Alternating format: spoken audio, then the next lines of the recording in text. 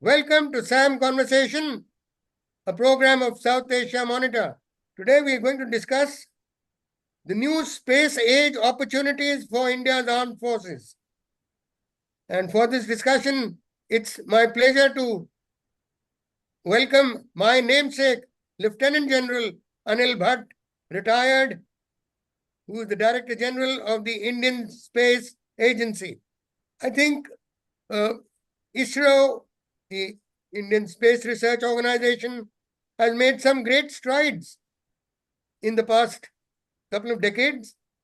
And considering the kind of problems we had in the past of not really getting a worthwhile political backing from the governments in earlier decades, and also a lot of pressure, sanctions from foreign powers, I think we have done tremendously well.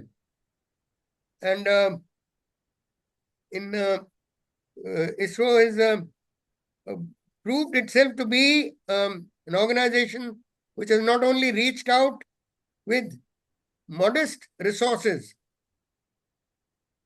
but has been a great carrier for foreign countries also to send their products into space. Without delving much, I'll request General Anil Bhat to bring us up to date with the latest. So I'll go into a few very interesting and important things which have happened in India and in the world. Of course, to start with, I should talk of ISRO, which had a very humble beginning where they used to launch sounding rockets. And in 1963, the first sounding rocket which we launched from Thumba was borrowed from the Americans. Some explosive for it was given by the French, and interestingly, it was carried in a Soviet helicopter to that location. Great. So we literally had a cooperation of three different space nations, space powers at the time to help us. But as you know, just 6 years after that, the Americans landed on the moon. So you can see the gap which ISRO had with the Americans. But the success story is that last year, Chandrayaan-3, with a landing on the southern hemisphere of the moon, is the first nation to have a soft landing there. This is how fast in technology, in space, ISRO has brought us. It's been a great achievement done on a very frugal budget. We know about Chandrayaan, we know about the Aditya mission, we know about a mission to the Mars, all of them very unique. Technology at the lowest cost to achieve the best. Now, one thing which happened around 2000 in the world was, as they call it, the new space age, where NASA and even in Europe, the government started opening space to private players. And that brought in new kind of industrialists, very imaginative industrialists in the West. And the leaders of that were Elon Musk, Jeff Bezos, and the owner of Virgin Galactic. They were the ones who really brought space, and as on today, in competition, they are even ahead of NASA. While this was happening in the world, in India also in 2020 June, the Prime Minister took a very bold historic decision. And what the decision was that he announced that now space in India, which was a strategic sector, will be opened to private players. From his announcement to today, there have been great strides which have taken place. Firstly, we have a space policy, which is the most forward-looking policy in the world. In fact, it allows non-government entities, basically meaning public sector, private sector, and startups, to do everything in space, be it in communication, be it in navigation, be it in ISR, and even the last thing what it allows is asteroid mining and landing on the moon if private players can do it. So this is what the government has opened space to the private players too. Along with it, they opened an organization, a new organization called InSpace, which is the regulator and promoter and authorizer of anything to do in private or space. Fortunately, in this, my organization, Indian Space Association, was also formed around the same time after the Prime Minister's decision.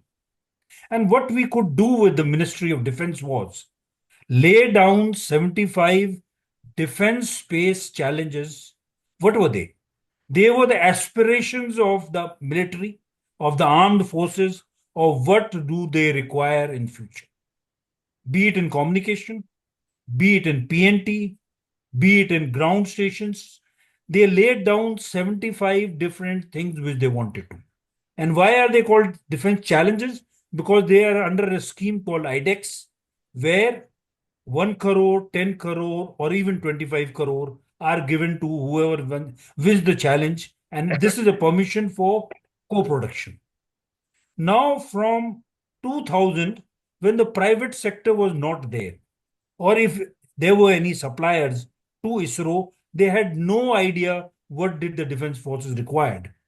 To 2022, when the Prime Minister announced these 75 defense challenges, every private player in India is aware of what the defense forces require. Things like launch on demand, that is called responsive launch. And what it means is that as soon as a war starts, there is a particular area which the defense forces want to see, maybe some forward area of Leh and Ladakh by the army, or some spot maybe in Malacca Strait by the Navy. Immediately, rockets could be launched, satellites will be launched to look over that area. Now, that capability is being developed along with private space. So, what has happened in the last 4 years is the government has laid down great opportunities for private players. The defense forces have been able to declare and lay down on the table what do they require, what do they expect from the industry. Along with that, the famous PSLV and GSLV are now in future If will you be could made by please the private. expand on the abbreviation. Polar Satellite Launch Vehicle, and GSLV is a Geo Satellite Launch Vehicle. Yes. These are vehicles. The PSLV has a certain capacity. GSLV has more capacity. But the workhorse of India is the PSLV, which has had more than 50 successful launches. And till today, it is going on. Now, the next 5 PSLVs which will be made are being made in collaboration with the private sector. HAL and L&T has been given a contract to make the first 5 PSLVs. It is a contract of 850 crores. And the next step is the GSLV, which is the biggest launch vehicle India has, will also be made by public-private partnership. And in future, the next launches for the next 5 to 8 years will all be done in the private domain.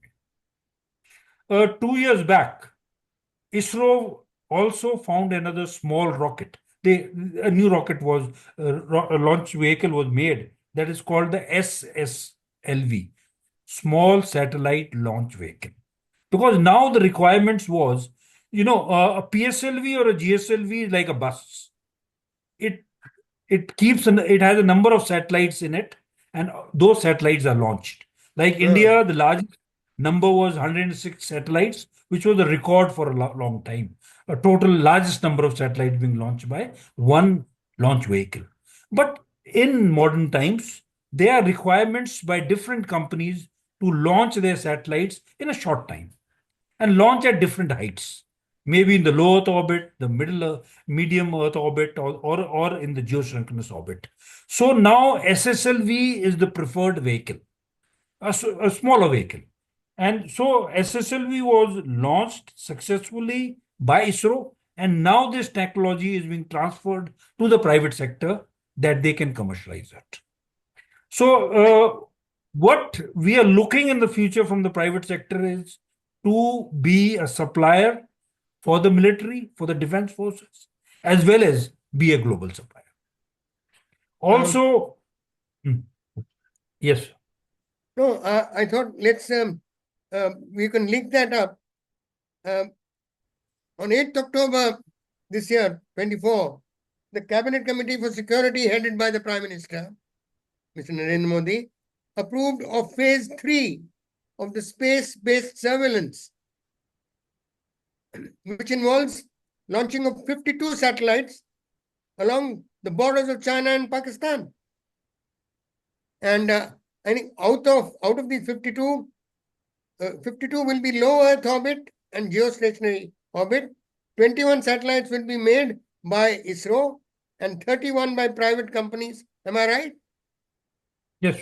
Please, So I would like to expand on this, sir. please. Uh, firstly, the government's aim now is to create capabilities in the private sector that they are able to meet the needs of the defense forces as well as the commercial sector. While ISRO, as per the government's policy, is required to look at exploratory science, go to moon, Mars, and beyond. That after ISRO has developed a technology that needs to be transferred to the private sector. Now, SBS-3, as you were mentioning, it has a plan of 52 satellites, which are mostly for ISR, that is intelligence, surveillance, and recce. And these satellites will be of different kind of sensors: Earth observation sensors, SAR sensors, which can see in day and night, and other kind of hyperspectral sensors. Now, the faith of the government in the private sector is established by this, that out of 52, 32 or 31 satellites will be made in the private sector. Made by India's And private sector. yes, and what we hear is they would be giving this contract to 3 to 4 companies. Because what has happened in the last 3 4 years, we have 3 companies which have already launched satellites. One of them is Pixel, another company is Dhruva, another company is Ajista, and there are more companies ready to launch satellites. The plan is to give them this contract. Initially they will be making a few satellites to see and test that they meet the requirements of the Indian Armed Forces, and then of course the complete contract for 31 satellites will be given to them. So in a few years, a constellation of satellites which meets the requirement of the armed forces would be Indian made satellites with a large number in the private sector. What is there also a latest launch by in November on the GSAT 20, launched by SpaceX? Yes, sir.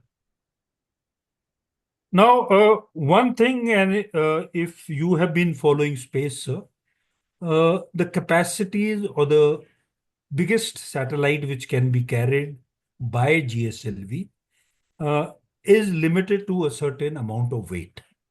Now, this GSAT 20, which is around 540 kgs, and especially to be launched in the geosynchronous orbit, this capacity is not there with the rockets which we presently possess. Of course, in the future, we are planning for a new generation launch vehicle. But previously, whenever we've been having launch of this weight and this size of satellites, we've been doing it from Ariane Space or from other foreign agencies. This time, the best offer we have got and the most convenient has been from SpaceX. And that is why about 5 to 6 months back, ISRO decided to launch GSAT 20 or GSAT N2, from SpaceX, which has been successfully launched. Is there what, as far as in 2020, I think at Galwan we had a problem of not knowing exactly what the Chinese are doing or when they were doing. Uh, can you throw any light on whether with our present capabilities we won't have such a problem? Definitely, sir. What you are saying is, of course, I do not know the specifics of that. But It with the was revisit time we had, yes, yes, you're right. much You're talked right. about You, in the. you're you're right, because the revisit time which we have, and with the number of satellites we have, we cannot cover an area like Galwan with a revisit time of 10 minutes, 15 minutes, or in a best case, persistent, that we continuously cover it. Like, just to explain it to you, sir, if one spot, say Leh, has to be kept under observation, it will require 8 satellites in the orbit, one after the other, to cover one point.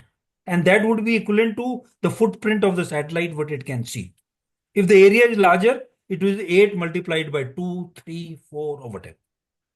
Now, when SBS-3 comes with 52 satellites, some in the geosynchronous orbit, seeing a larger area, some in the low Earth orbit, being closer, seeing a smaller area but having more accuracy, a combination of this has been worked out scientifically, and by that, what would be at least an ideal requirement for having a better revisit time.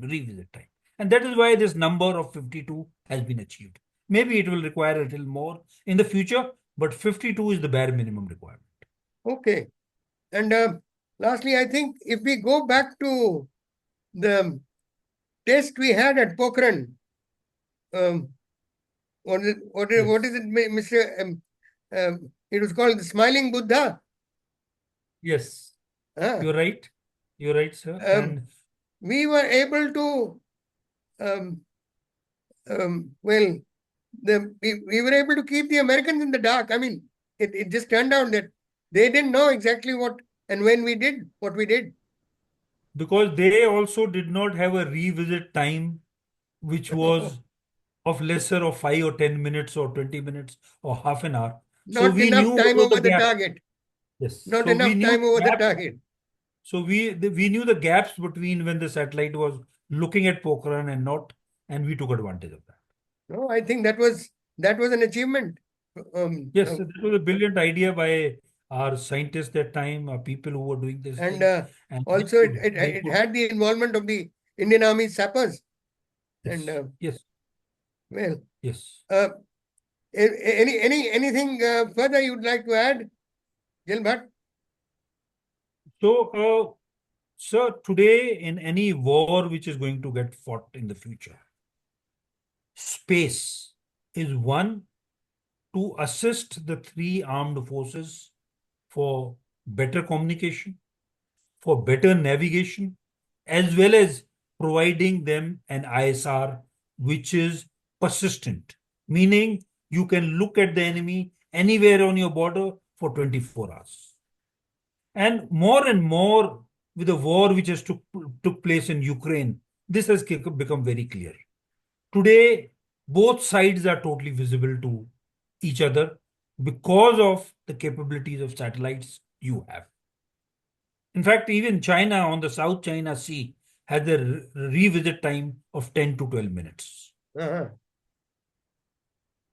And that is why this capability is an opportunity as well as a challenge. Opportunity because you can see everything of the enemy from when he takes off from his mainland itself, or a challenge because he can also see into whatever we are doing. And hence, much more smaller forces, spread out forces, have to move anywhere on the border, be it the western border or the northern border. Another dimension which has now come into space and which we have to look at is private players have become critical elements of the space war. In Ukraine, Russian war, the capabilities of Ukraine were maybe one satellite. But they have, in the ultimate, taken much more advantage of space because a private player like Starlink could provide them communication when their communication was jammed.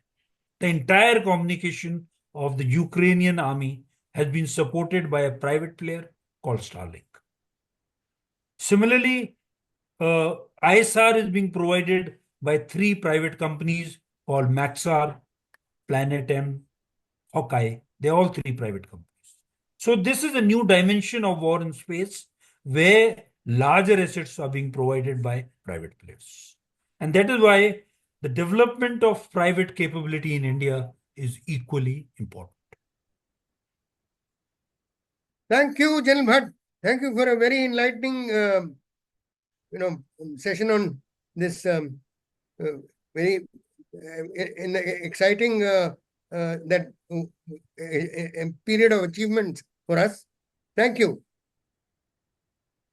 Thank you, sir. And it's always a pleasure to be there with South Asia Monitor and with the senior Anil Bhatt.